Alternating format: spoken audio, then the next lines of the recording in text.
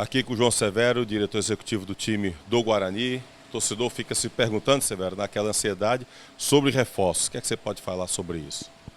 Os jogadores estão sendo contratados, né, dentro de uma realidade do clube. Jogadores com nível, com qualidade. E a gente está esperando que esses jogadores contratados possam realmente vir e seja aquilo que a gente está esperando, né? Jogadores aguerridos, jogadores com muita aplicação, com muita determinação, jogadores que estão procurando seu espaço no futebol. Então assim, nós vamos dar essas oportunidades, são jogadores, apesar de jovens, mas jogadores rodados.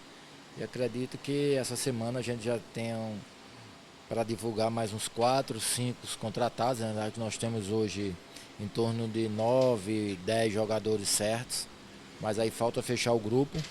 E a outra parte desses atletas serão jogadores da própria base, onde a gente vai tentar valorizar esses atletas daqui da região, de cidades bem próximas aqui, que tenham potencial para fazer parte desse grupo. Quais são as posições prioritárias hoje, Severo? Hoje a gente está tentando mais uns 2 meias, né? E mais um zagueiro. Entendeu? Os campeonatos estão praticamente começando as pré-temporadas e assim se afunilando.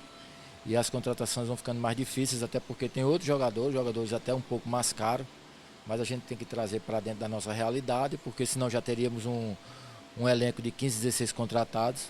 Mas infelizmente a situação financeira do clube, dos outros clubes aqui da região é difícil, então você tem que tentar trazer aqueles jogadores com nível financeiro que o clube possa pagar e que o jogador possa realmente vir e corresponder às expectativas. Tem algum nome que pode ser citado, que está aí quase amarrado aí com o Leão do Mercado?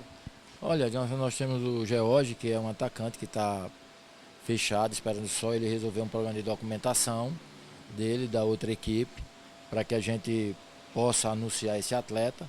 Temos um atacante de beirada, temos 2 meias, temos mais um zagueiro, mas a gente só pode divulgar isso aí depois que nós fecharmos com ele, para que a gente possa divulgar.